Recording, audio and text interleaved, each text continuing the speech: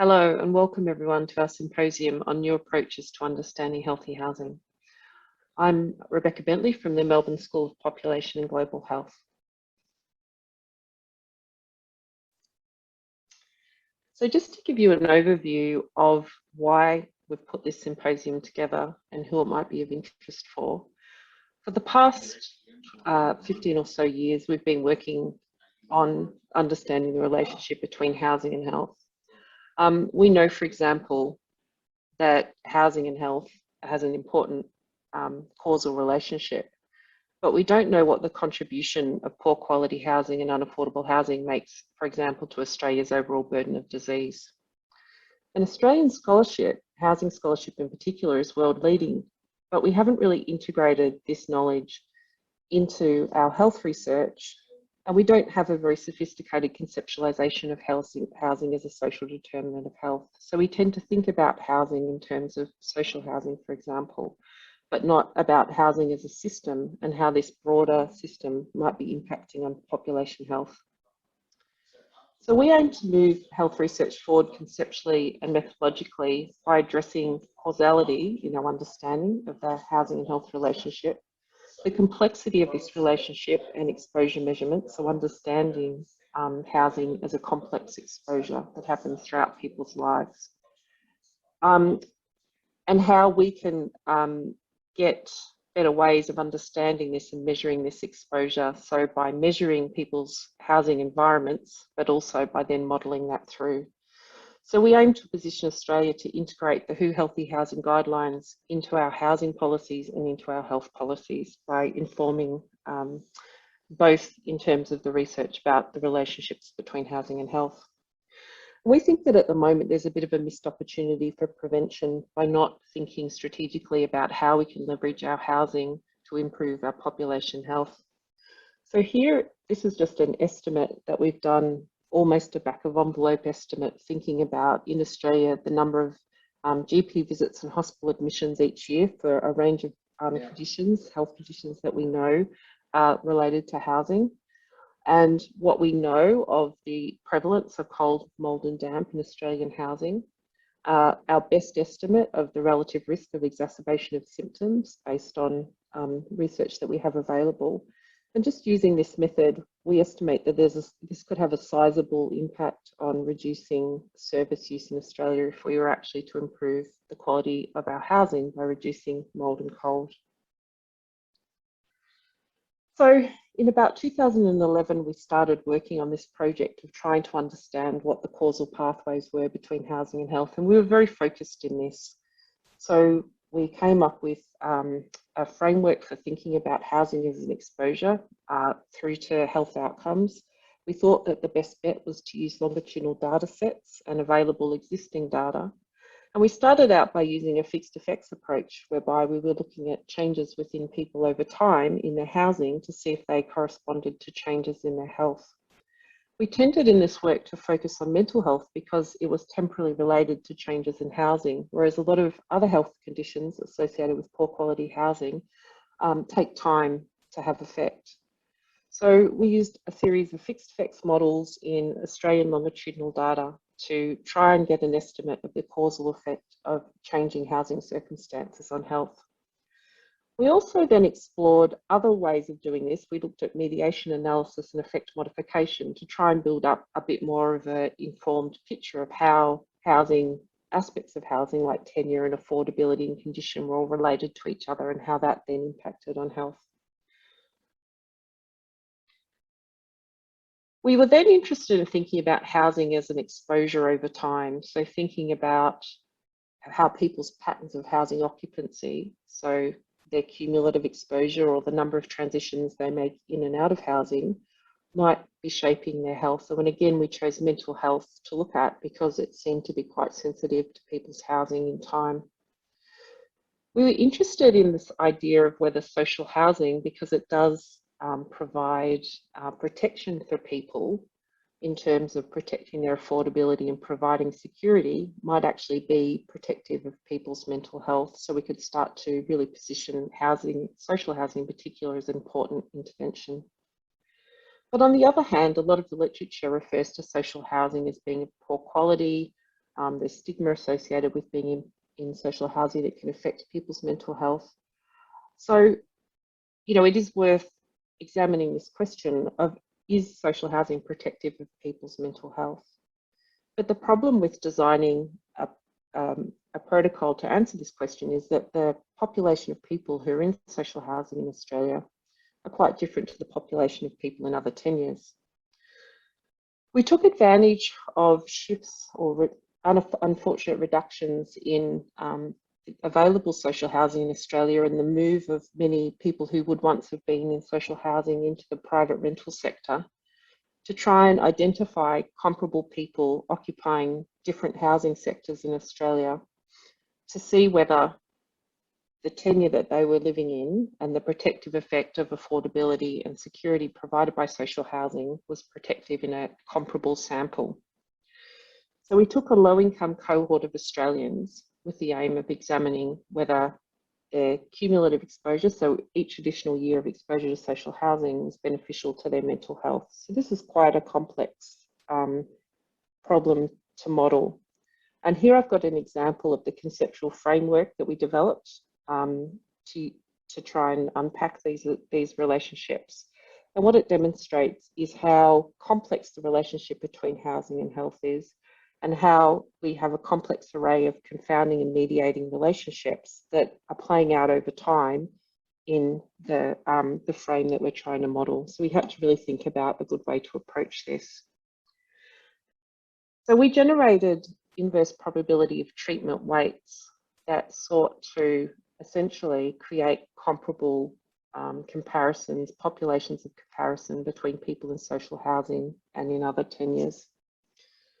So here is just a summary of how we did this. So we created stabilized weights where we tried to predict people's likelihood of being in social housing, taking into account their prior history of housing, and then a confounder set. And we did a few things to I guess, make this the best estimate and most robust set of estimates that we could. One was in designing our inverse probability of treatment weights, we used machine learning algorithms to get a better approximation or a balance between our population weights once we'd adjusted people in the sample using the weights compared to people prior, or compared to our observations prior. So we were bringing our comparison points closer together. And we also adjusted our models in the end for other variables. So we did a double robust adjustment. And when we used this modelling process to look at the relationship between social housing and mental health over time, we did in fact find that the number of transitions that people were making impacted on their population, on their mental health. So the more transitions people made, the worse their mental health was. And that on average, people who are in stable social housing had reasonably comparable mental health to people in other tenures, but it was just this instability. So where people did experience instability, there was a deterioration in mental health. So this is a very complex analysis, and I'm using it really to highlight the journey that we're taking in developing our approach to understanding the housing and health relationship. So we arrive at where we are today, which is where to from here. And what we're going to hear about in this symposia is our thinking about how we can estimate the multiple pathways of housing to health and how they're related. And Emma's going to do a presentation of the way we're starting to think about unpacking complexity in the housing and health relationship. We're also interested, as I said at the outset, in modelling the potential of housing to be a health intervention. So understanding the burden of disease that could be avoided if we actually had better housing or were able to intervene to improve our housing. And Uncle Singh's going to present on some models that we've been developing in this space. And finally, Neville Pearce is a researcher from New Zealand who's been working for a long time in the space of trying to understand the causality between housing and health, and fortunate in New Zealand to have very good access to linked data. And he's going to talk us through the benefits that that's brought to their housing and health research. So thank you, and I'll hand over to Emma Baker.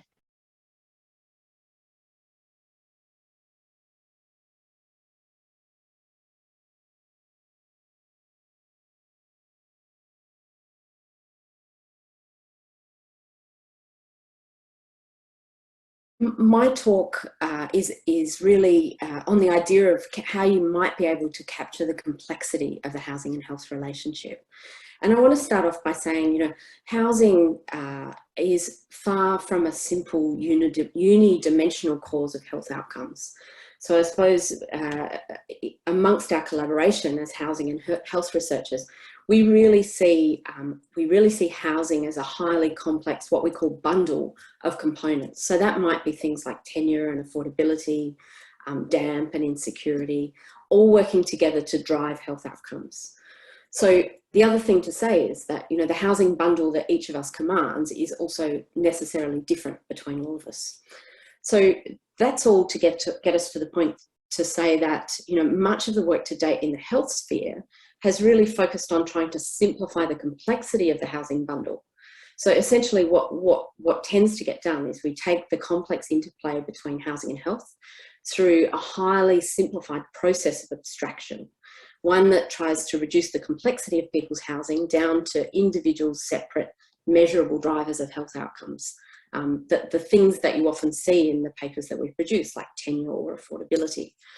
So I think, you know, one of the things to say is in this process, the bundle itself, or parts of it, get statistically effectively isolated and measured, and then we develop ways to control for external effects, things like poverty and education. And I suppose the guiding rationale is generally to understand the underlying drivers by quantifying each of the components separately, and then attempt to kind of statistically account for their cumulative effects and mediation and moderation, etc. So we've done exactly this in some of our work, and we've become gradually more sophisticated in the way that we do it. And I think one of the papers that Rebecca referred to, for example, showed, you know, we can pin down a measurable health effect, mental health effect of living or moving into unaffordable housing or damp dwellings and respiratory health. So importantly, though, I think my point is that separating out and then measuring the separate components of people's housing bundles almost certainly underestimates the scale of the overall effect of housing on health. So we do ourselves a disservice.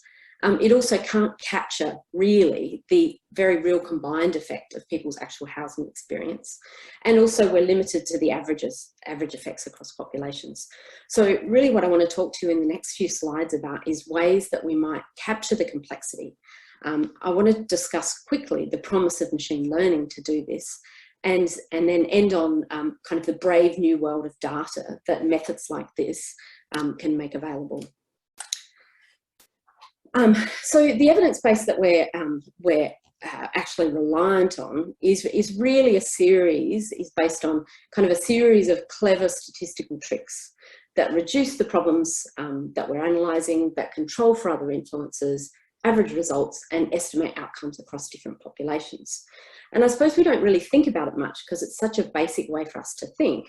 But, you know, you could say that a lot of the housing and health evidence base that we rely on is built largely on compromises, averages, and kind of closing our eyes a little bit. So my starting point in this story is to say that we have really solid, tried and tested tools for understanding housing's role in the production of health problems, and that these tools are great, but they're not perfect. So to just give you an idea from the housing research evidence base, I think the first thing that you could say about the evidence base that we have is, you know, it's essentially an evidence base of bits and pieces. So we have a whole series of associations, you know, things like overcrowding is associated with communicable diseases. You know, it used to be TB as the example, COVID's probably the new example. All of these things are kind of a collection of things that people have either wanted to measure, been able to measure, or have been funded to measure. So it's an incomplete kind of evidence base based on bits and pieces. But I think a lot of our work has increasingly shown is it really is about the housing bundle. It's about the whole combination of things all together, rather than the separate associations. And in this very, very simple graph, this was our earlier attempt at trying to combine multiple housing problems. And in a large data set, we show that, you know, the more housing problems you have, you know, so that your greater burden of housing problems, the more likely you are to be diagnosed with clinical depression. I posed this question here, and so is machine learning the answer? I think the answer is no. Even though our current ways of understanding health problems have limitations, we shouldn't think of machine learning as a replacement. Instead, it's what I think of a very powerful way of enriching our understanding and improving the way that we do things. So I think machine learning doesn't replace all the very good things that we do in the field, but also I don't think it's just another tool in the toolbox. I think it's a superpowered tool that we are increasingly utilising. So what I was trying to get at with that sonic screwdriver analogy in the previous slide is that machine learning is so different to the way we've always done things that it's really likely to change very much the way that we think about these problems in the future. So, you know, it forces us, this new group of methods forces us to think about joined up problems as joined up problems, rather than as artificially separated problems that we then have trouble bringing back together. And I tried to capture that in this slide, in the central diagram, which just is to really say, it lets us think about the person as a person rather than as a separate collection of comorbidities. And from the housing perspective, it lets us think about the whole housing bundle too. The second thing that the machine learning lets us do is predict with quite astounding accuracy who will be vulnerable in the future. And this means that we can devise interventions before people actually experience the harm or before their health problems become too expensive to treat. The third thing is it can provide us with answers that are actually tailored or personalised to an individual. So it means that we can begin to target interventions, housing and health interventions, to the right person, as opposed to just flicking an average treatment at the average person. It also changes the types of data that we can and want to use, the types of evidence that we're able to produce, who we target, and importantly, the collection of people that we need at the research table to do health stuff. I just want to give you really one very brief example of some of the early work that we've been doing using machine learning methods on traditional housing and health problems. So in this case, we did a study using the longitudinal survey of Australian children, and we've effectively used this longitudinal study as a big data set, and we capture also the kind of causal power that we have from longitudinal data. So the type of machine learning that we've applied in this is called deep multitask recurrent neural networks.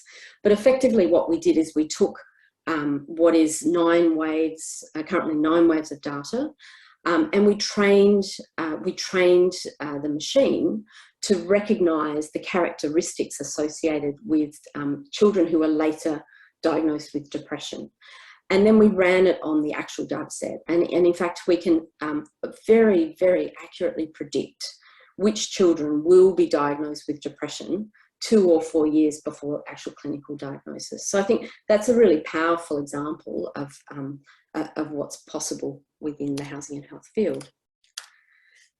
Just to really quickly talk about data, you know, I think earlier I was talking about much of the health evidence base really being built on compromises, and data is a really good example of this. So lots of things aren't measured, or data is too expensive or difficult to collect. So this means that in a lot of the research that we've done on housing and health, we've used proxy variables, or we've used substitutes or indexes, and perhaps most commonly, we've actually just redefined our hypotheses to fit around what we can measure.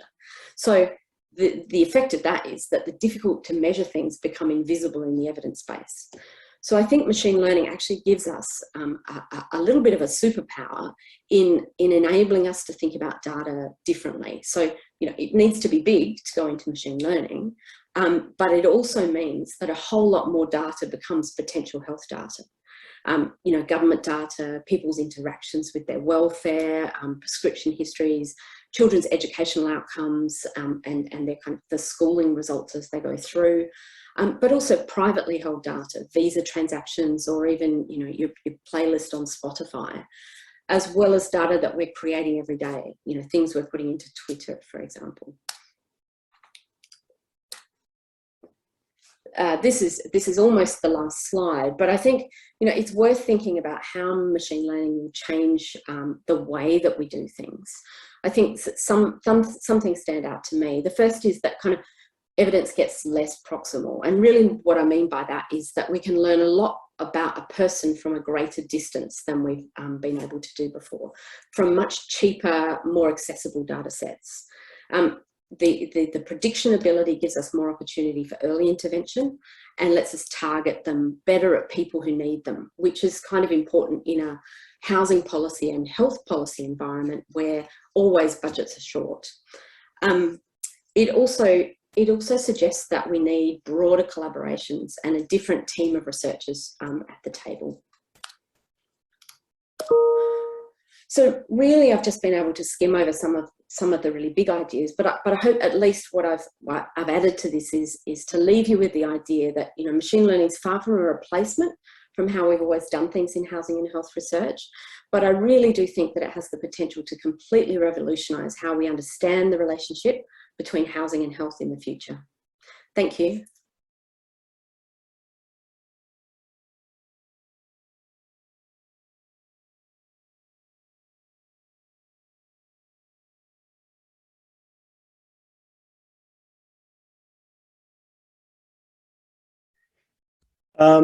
So hello everyone, I'm Ankur Singh at Melbourne School of Population and Global Health, and I'm going to talk about simulating interventions to quantify and compare population health impact of housing interventions.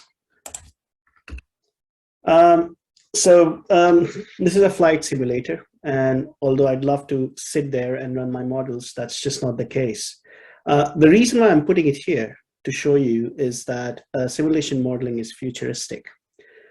Just as you would not like our pilots to test strategies in the middle of the air in a highly turbulent flight, why would we want this from our policymakers? Our policymakers have got extremely difficult decisions to make. For instance, anyone publishing a randomized control trial on any of these housing interventions may go to the policymaker and say, hey, why don't we invest on this intervention? But there would be many such interventions which the policymaker needs to make the decision on. And the relative risks obtained from randomized control trials or observational studies do not address that specific point. What you really want is to be able to make comparisons between these interventions on a common reference point. That could be a population health impact, that could be an inequity impact, or be it loss of attendance and so on. While we think that policymaking is going to be reasonably limited to housing, that's just not the case, because if you have the health portfolio, apparently you'd be comparing policies across a range of risk factors, for instance, nutrition, tobacco, and so on. So this problem was sort of identified by our colleagues at University of Otago in the board group there. And they came up with a very nifty solution, I think, which is a league table over here. So in this league table, what they've done is they've ranked all interventions, public health interventions, according to their population level impact. What you can see on your right side in the screen is that tax and subsidy on food gives you the highest population health gain, while right at the bottom, the dietary advice for people at high risk for disease or a health education intervention gives you minimal population health impact. Now, if you are a policymaker, your job is just easier because you can just decide where you're getting the biggest return of investment if population health impact is what you're interested in. But when we started looking at this work, this all sounded fascinating, and all the modeling was really sitting on things like salt, tobacco, and so on, a little bit on social determinants of health like transportation and so on, but really nothing was there on housing. So the question that we all came up with is, where do housing interventions rank in the list of these public health interventions? Because housing is public health for us. So we came up with a solution. We thought that we should sort of give it a try to build a housing model, and let's see how it goes like. And we were funded by a Hallmark initiative to achieve this. Now, this is what I call a magic wand scenario, because what you are doing is, in the first place, in a proportional multi-state life table model, that's what we use here to simulate the effects, is we've got a magic wand scenario where 6% of, let's say, Australian population is living in cold housing as per the latest Australian housing conditions dataset survey. And my magic wand scenario is cold housing will be eliminated in Australia. Now, what happens when I say that is, with cold housing eliminated in Australia, this is my upper bound or the envelope of all interventions directed to cold housing in Australia is going to achieve. So for be it, retrofitting insulation or be it subsidized air conditioner, they will always give you health gains that would be captured within the cold housing eliminated, the magic wand scenario that I was talking about. Now, going in the technical beats, how exactly we do that. So there's this paper on proportional multi-state life table modeling, which is published by Tony and colleagues. And in that paper, we've got a very good description of the methodology of how we work that through. But I've also put this example that in a simulation modeling I was involved in tobacco, where we simulated policy interventions in a low middle income country, Solomon Islands, which is really data sparse if you come to think of it. And that's what I think Emma was also mentioning about it, that gateways to data are being open everywhere.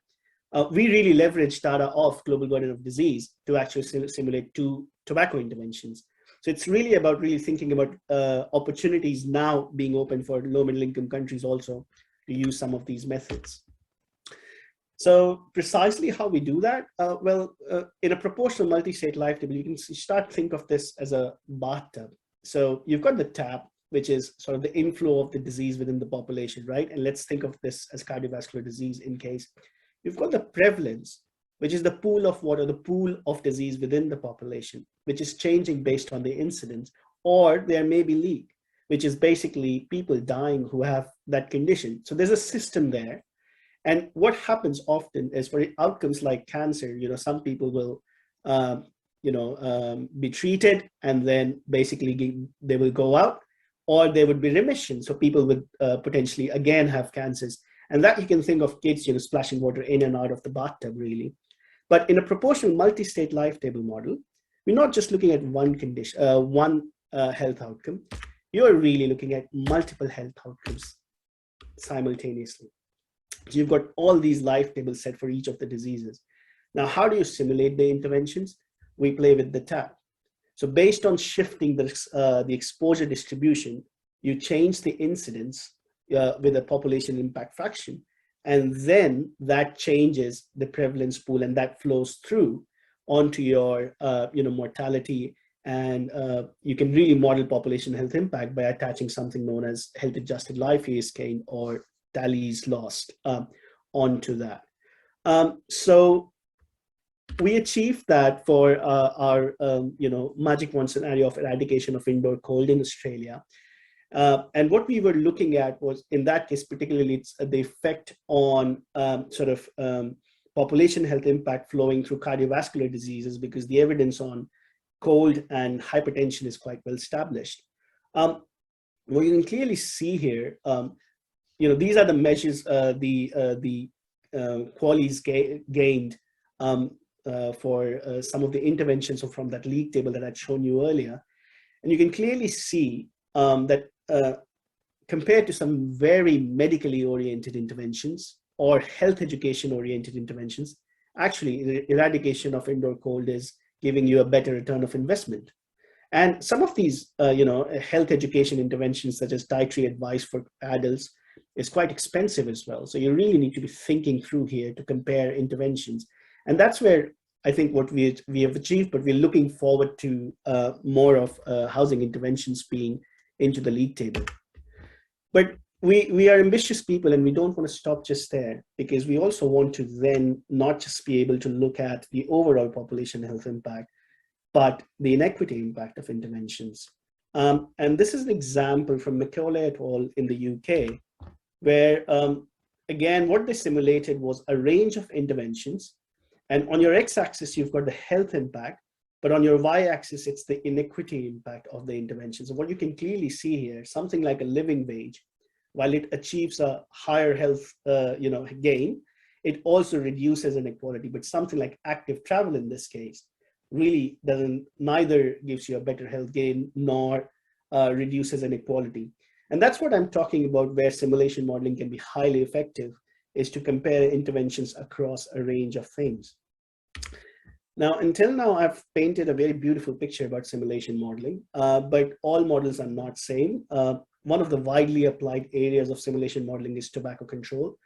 And we actually reviewed a lot of models there, and some of the key considerations that I think, from my understanding of models until now, I've come out with is models are as good as the data inputs. So the confounding, the selection bias, and the information bias still flows through. If your relative risk is bad, then it is bad. You can't do much about it. And there's a fair bit of problem in terms of how studies deal with internal validity. The other problem is external validity. Something that is highly relevant for Australia may just not be relevant in India or any other country. So it's really thinking through what inputs are you using for your modeling. Then some models make very strong disease assumptions. So something that Beck was talking about in her presentation was about chronic diseases having a longer time to take the effect from housing, while we may, as like some models may just assume that it's an instant effect. Then the third thing is high reliance on capacity of measures to actually capture health burden. So something like Halley's probably are not good enough to, let's say, pick the impact on mental health or bullying due to living in a poor housing condition that children may face. So it's really thinking that how broadly we capture health in these models. And finally, it's a technical thing about when modeling the inequity impacts, for certain types of research question, the proportional multi-state life table does not have methods to give you the precise answer. I understand my colleagues, our colleagues here in University of Melbourne are working to resolve that and actually simulating a housing intervention onto that. So in conclusion, we were able to simulate a housing intervention and also show that action on social determinants of health, particularly on a housing intervention, was probably much better than as a return of investment compared to some individualistic interventions. Now, as I said, data inputs are a problem. And while we built in the age variations in our model, I think there's a great scope in understanding how intervention effects flow through different population subgroups.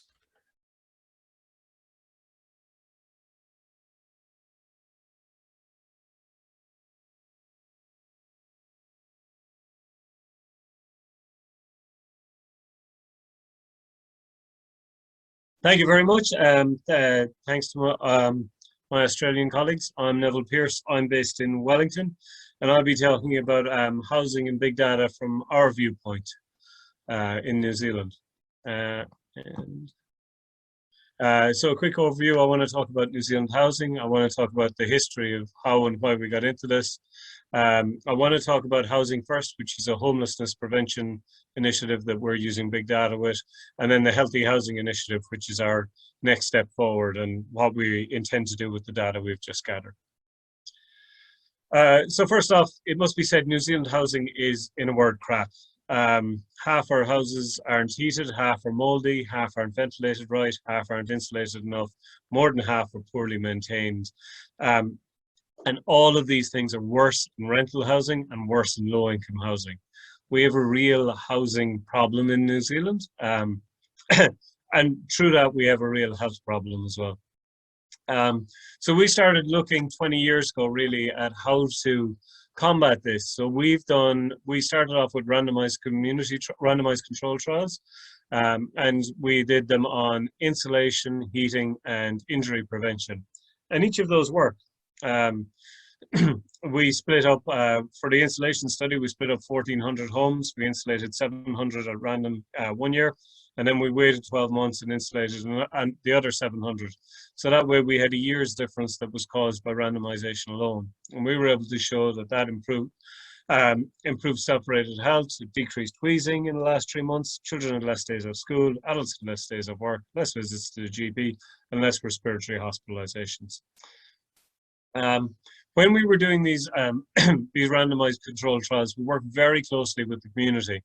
And one of the real interesting things about working with the community in housing is really that they already know this. The communities were very happy to work with us to improve their housing because they know it impacts health. What we're really trying to pitch here and what we're trying to get the numbers and the quantification for is for Treasury and for the government, so that the policymakers can understand how much health gain there is and how much it's going to cost. So one of our community partners is the People's Project in Hamilton, and they were dealing with rough sleepers in the streets in Hamilton, which is one of the smaller cities in New Zealand. And they housed 390 people, most of whom were Maori, which are the indigenous New Zealanders, and part of the inequality that is with housing, and indeed with all aspects of social care in New Zealand. So we talked to the 390 people, got their consent, and then we got their government identifiers. In this case, mostly their national health identifier. We brought that along to Statistics New Zealand, and we have an integrated data infrastructure that we've been building carefully in New Zealand for quite a while. This links all the major government data sets through a de-identified but common identifier that's changed regularly in Statistics New Zealand. So with the health identifier, we were able to get the integrated data infrastructure identifier, and from that we can look at their hospital records, their mortality. Unfortunately, over 390, 26 have already died. Their pharmaceutical records, their benefit history, their history of housing and social housing and accommodation support of various kinds, training and education. And then their justice sector outcomes, whether they were victims and offenders of crime, courts, and other things along what's called the justice sector pipeline of courts and corrections. Just to show the point that prison is one of the least supported housings and one of the alternatives for rough sleepers, and their tax and employment records. From this data, we were able to show, first of all, the project was funded under a hard-to-reach definition, and this group of people were in no way hard for the government to reach. With 390 people, we had 200,000 documented interactions with government services where their name was correctly recorded. The Housing First cohort was easier identifiable in the health, justice and social development and tax data sets than the regular population of New Zealand. They are asking for help more and they are easier to find. This is pretty typical of when we look across the domains of what we were seeing. The Housing First cohort is in the light grey here, and the graph starts at 0 and goes back to -15. That's the years before they were housed and their interactions with our social welfare service. Even 15 years before this group was rough sleeping, they were clearly identifiable as a very high needs group by our social welfare agencies. And much more so than the regular population. This is easily and eminently predictable, and it got worse in 7 years, the 7 years preceding our clients requiring being housed by a charity. Government was being informed and was interacting with them to put them on the social welfare benefit, but not solving their housing clearly. This is common across all the outcomes we looked at. We'll see a very similar pattern of a very high rate of health usage, particularly mental health usage. They easily stick out, and interactions with our justice system. These people were identifiable and preventable long before they became homeless. So then moving on from the homelessness example, I want to talk about the healthy housing initiatives and what we're doing next. So we've been working for quite a while after our randomized controlled trials to deliver a holistic intervention with our community partners. There's 11 in New Zealand alone. And what we're delivering are just the basic bundle of what are sticking plaster solutions to a housing crisis: beds and bedding, insulation, heating, and then referrals. And we've managed to get some joined up governance So we have special people in the social welfare agency for work and income support, in the social housing agency, and for social housing relocations. Although it must be said, we have a housing crisis and we don't have enough social housing. But we've the referral system well worked up, and they report back to the communities on how they've dealt with the interventions that have been recommended. So we're trying to do this holistically, and it's working. So we had a look at the first 15,000, and then just looking at the year after people had been referred. For every 10 children referred to the HHI, we had 1 less hospitalization in the year after, 6 fewer medicines dispensed or pharmaceutical scripts, and 6 fewer GP visits. But now we're really, we're moving on. Just this week on Monday, I was very glad. We've the 24,682 records of the housing interventions. And these are interventions in general where a child has been hospitalized with a housing related disease. We've gone and asked a nurse and a social worker to go to the house, have a look and identify the things in the house that need to be fixed from that list of things that we can, from a list of 35 interventions that we can fix, record the date and time that it was done. And we're linking that data in with the health, mental health, education, employment, social development, and income data sets that will become our outcomes as we look at this group. So it's quite a powerful thing, and it will help us understand the bundle of housing that Emma was referring to, and those bundle of housing interventions, and what each of them do. Here's some of the work and some of the framings, some of the way we've been framing the homelessness work together with the People's Project and the University of Waikato, and a number of my my team here of Jenny, Brody, Claire and Maddie that we've been working through. But also I'd really like to acknowledge and encourage people to work with their communities. We have 11 different community partners here, each of which we've gone and talked to in their area about their data and why we want their data to change governance and to change how the government views housing and how the government understands housing, and even how we understand housing and can prioritize the interventions within ourselves. I really do want to thank our community partners, but also I want to say that it's one of the best ways as a statistician is of understanding the data coming from the community and getting to talk to them, so as you can generate the data out of the community and then link it up across things.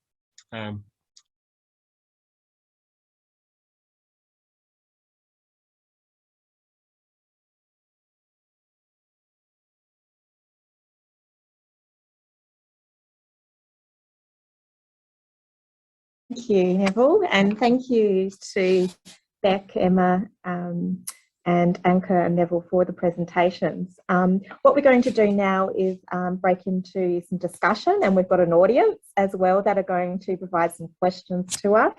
And I'll probably kick off first in just a bit of a summary and thinking about what we just saw. And I think we've gone from every spectrum, from thinking about the traditional epidemiological methods through to complexity, machine learning, and some really great examples from the ground there in New Zealand as well.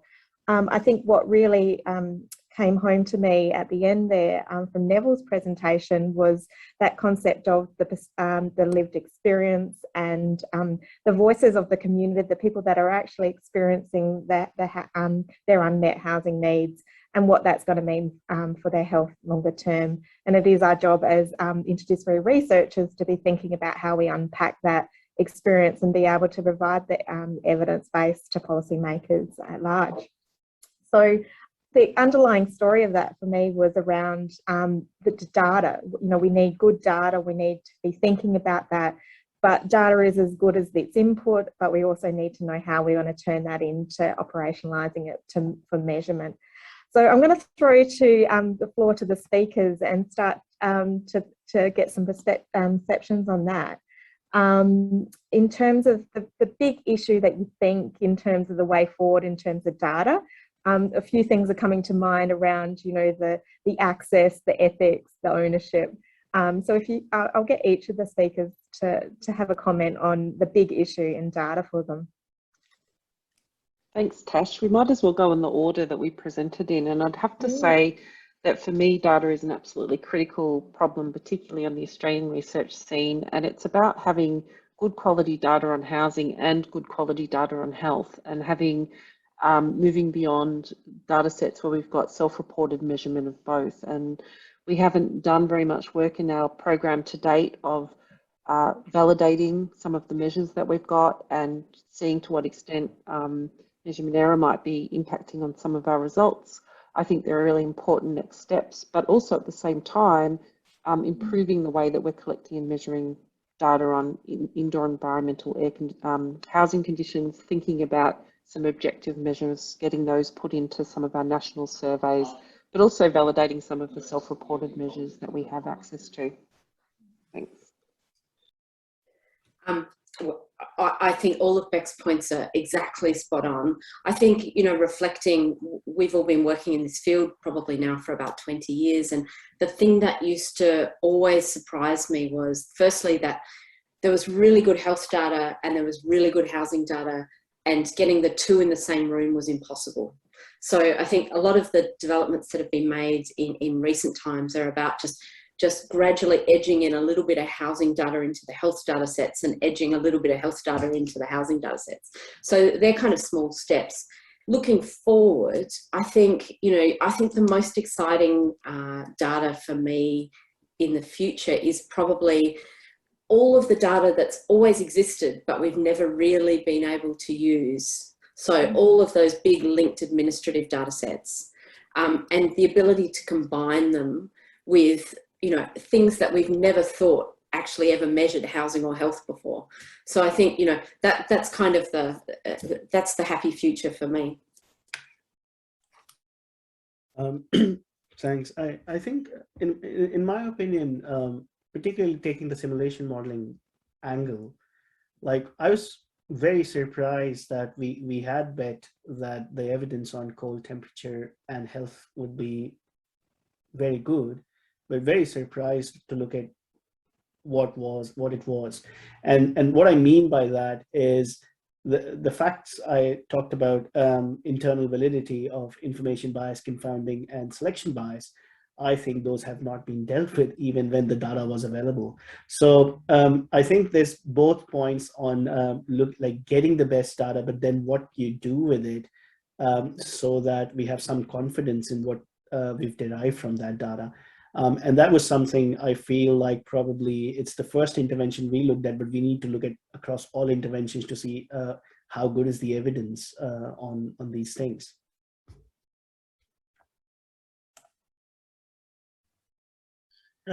So thanks very much. I want to address the point about ethics and data ethics, because one of the things that you can get there. So we already have both in New Zealand and Australia, we have health records that should be accessible for anybody who wants to access their health records. So it's about getting permission for that. When I talked, and particularly to the homelessness group, and I talked to most of those individually to get consent for them and to explain what I was doing, because it was really cutting edge at the time, I got heard again and again, please put the data together.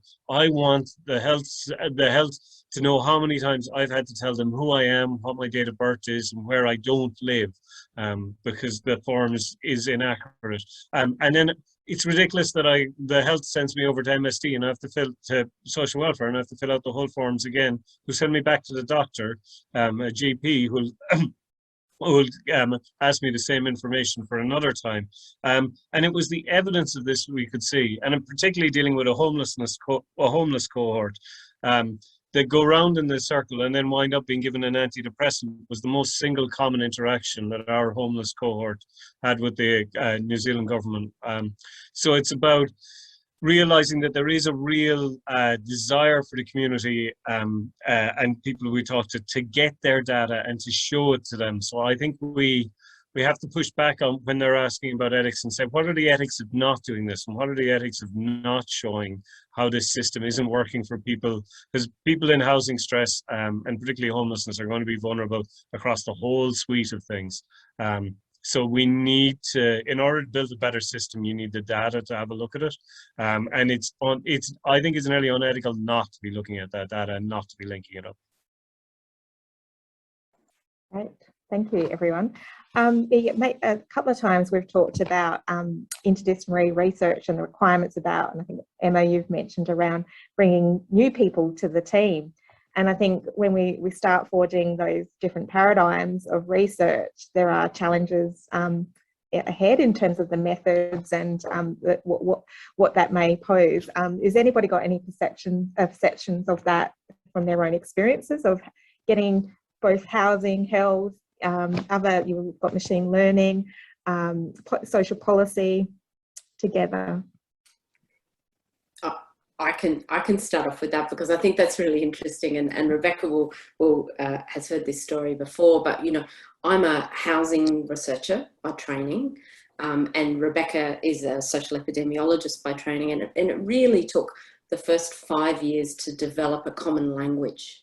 So what we've often talked about as different things are actually the same thing, and then we bring an econometrician into the team, and he disagrees with everything we're saying until he realizes that we're all talking about the same thing. And the same thing happens when you bring the computer scientists. So, you know, I think that there's a language, there's a time of kind of getting to know the languages and you know, what means what in the field.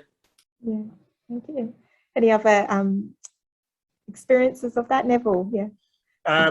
So we try to do a vision Matarang of Maori and work with so most of our community partners are Maori led and run it under an Indigenous framework, which is very holistic. And I must say I'm a statistician and a mathematician by training, so I had a lot of language difficulties to get over to learn the Indigenous Maori based research methods.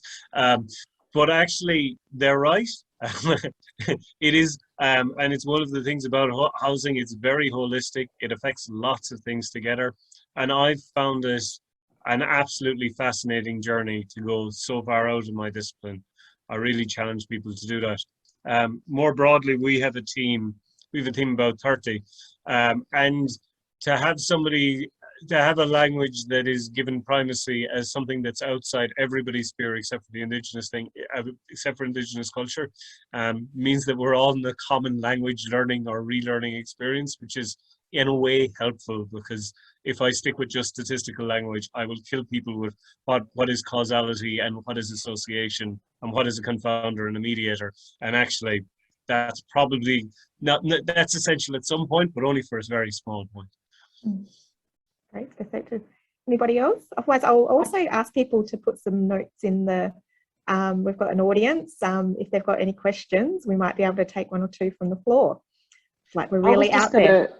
Oh, sorry, Tash. I was just going to chime in just on your last question say that I think that, you know, working in this space is absolutely critical to have interdisciplinary teams. And that is really, you know, a great thing about working in this space, but it's so challenging. If you think about the context of this workshop is epidemiological methods, and, you know, I've presented on the complexity of that and looking at relationships over time, which doesn't really translate into a conversation with an NGO who provides social housing, you know, easily. So you need to really be always thinking about, although I'm doing, you know, this academic exercise and I'm doing all this rigorous modelling and, you know, all of this talk and thinking, that actually when you come to communicating that, it's quite different, and a really nice check on how relevant what you're doing is. And so I think that's been, you know, a really interesting thing about working in this space for me. Great. I think what it also then challenges us for is in round study designs going forward, when we've actually got these transdisciplinary approaches across housing health sectors. What, you know, how are we actually then going to design and implement and evaluate these interventions? We're forging into really new territory in terms of the method, the study, you know, the study design, and then, you know, actually what impact that's actually going to have for community. Anybody else got any questions, or any questions of each other? I think.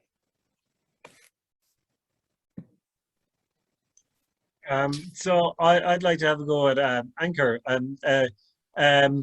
So it's great to see the models and the league tables that are well done by the Bold Group. But if you've one outcome and one outcome is health, very much all the interventions, and that was a point I was trying to make. We've children having less days off school. That's not an immediate health outcome, but it's probably useful to policymakers. If we're installing insulation, we've a carbon credit. We also have jobs for the installers. We have an awful lot of co-benefits that'll help us sell it politically, but we don't want to respond to where we have to be careful about silos and just looking at part of a silo. Thanks, Neville. Great question. And I think that's where some of the advancements are being made. We're looking at things like income loss and so on, and attaching those to the models, because those are the outcomes that different sectors will speak about. Like, HALIs are not the language of most places where decisions are being made. So I completely agree. And I think there are advancements made in that space. So it would probably be a matter of time that, as I said, I think for housing, this was a baby step where we started. So I hope, like, for other outcomes, there are other interventions, they are working towards that end, and hopefully the housing space would also reach there. Okay.